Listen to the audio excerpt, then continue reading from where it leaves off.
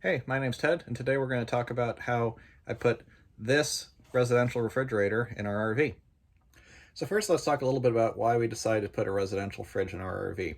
So this RV came with a Norcold 1200, which was a real common fridge for RVs of this size in the early 2000s. And it was a 20-year-old fridge that we didn't think was functional and had some issues. All the seals were leaking. The back mechanical side of it was pretty rusted, and those are known to leak and sometimes cause fires. In fact, there's a recall out on it, out on the fridge for that, which we had implemented, but that recall was really nothing more than a temperature sensor to shut off the fridge if it caught fire. Not exactly what you wanted. Also, the AC heating elements were not working anymore, and so the thing was only running on propane. Now, when we bought our RV, I thought that I was really going to like the propane function of the fridge because it uses a very small amount of current when it's operating on propane, and it's great for boondocking. Come to find that we really don't boondock a whole lot, and if we're going to be someplace where we don't have hookups, we just run the generator. So, with all of that figured out, we decided that moving to a residential fridge was going to be a good way to improve our capabilities, get something that fit what we wanted more, and also saved us some money. So, if you'll see some of the videos that I posted on the remodel previously, check those out. If you haven't, I've got some more details that kind of show what we found when we were tearing things apart. But now I'll talk a little bit more about what we actually did to install. One thing I should note before we did that is that, tilting this down, you'll see that the propane furnace that was in this RV before we decided to remove. This was another one of those things that after we'd used the RV for a while, we figured out that we really didn't like the propane furnace. It was really loud, it cycled on and off, it made it hard to sleep. And again, we found that for the way that we used the RV, the heat pumps or even just having some electric space heaters was a whole lot better way to go. So I'll tell you a little bit more about what we did here and see if you can see if this is for you. Okay, so once again, we removed the propane heater, propane furnace from down there, and I have some other videos that show what I did with that and how I sealed off the openings for the propane furnace as well as the propane fridge portion before. So you're going to want to do that because those areas leak a whole lot of air and can create some bad mold areas, which is certainly what we found. However, even with the propane furnace removed, you still have some items under here that you're going to need to create a base for the refrigerator to sit on top of. These include some of the propane lines. There's still a propane line that goes to the water heater, so you're going to need to leave that in place. And there's also some wires, including for the propane leak detector, which is something that you should want to have. These are all specific to our 2000 Endeavor, and you may or may not find them applicable on your RV, but you can take a look. As you can see, this refrigerator takes up this space really well. We did a whole lot of measuring to see what kind of refrigerators would work. And there's really not a whole lot out there these days because, for one, this is a counter depth fridge. There's not too many counter depths out there. We specifically wanted a side-by-side, and I'll show you why, is if you think about it, in an RV, you're going forward, you're going backward, you're stopping. There's a whole lot of this kind of movement that'll move food around, and we found with our Norcold in the fridge portion, food was getting moved around a lot. So we wanted a side-by-side.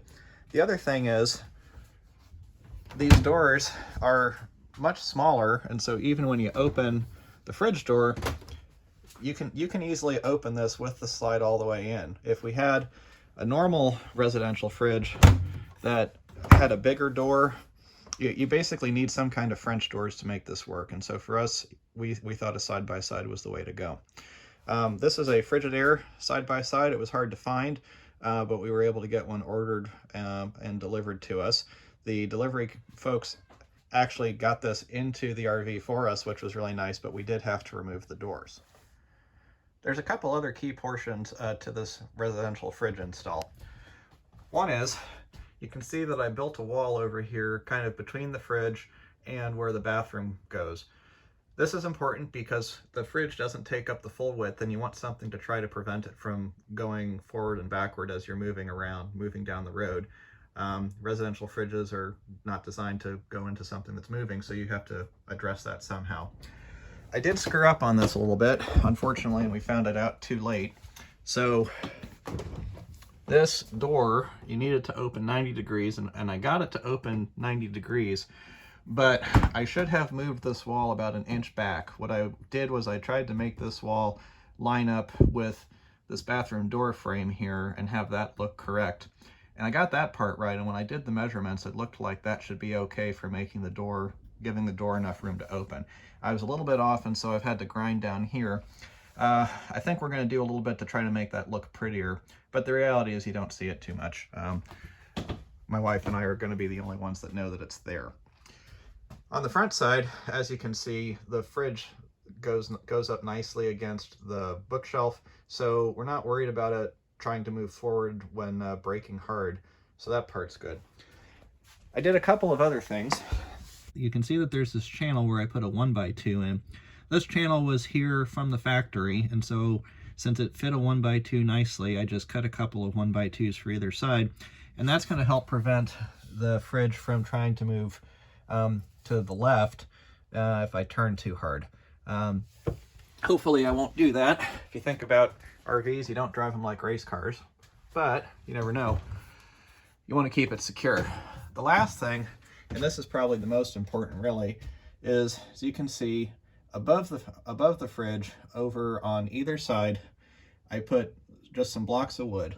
On the forward side, I was able to screw these blocks of wood into the cabinet, and then I glued that 1x2 next to the 2x4, and that gives me, these are just wedged in, but I think I'm going to glue them together and then screw them into that wall just to keep them from moving around.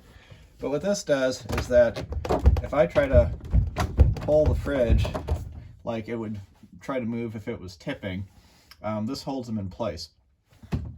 So I feel pretty confident that this fridge isn't going anywhere when going down the road. And of course, just like with any fridge installation, you've got the little screw down feet in the front, so make sure to screw those down to get the fridge operating correctly.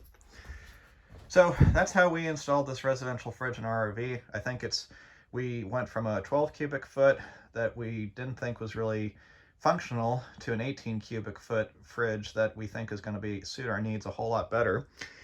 We got rid of the propane furnace that we didn't like and didn't use and really didn't want anymore. Admittedly, we would not have gotten rid of it if we didn't need to fit the larger fridge, but because we found this fridge and this was really what we wanted to go with, there are some smaller options you could buy that fit easier, but we really liked this one. So we thought this was a worthwhile modification for our specific needs. I'll do a quick shot of the model number of this fridge if you find it useful, and I'll put the model number down in the description. So if you like this and you want to look for it, you can find it. But hope you found this useful and an idea that might help you in your RV. Thanks for watching. Don't forget to like and subscribe. Have a good day. And here's the model number for those who are interested.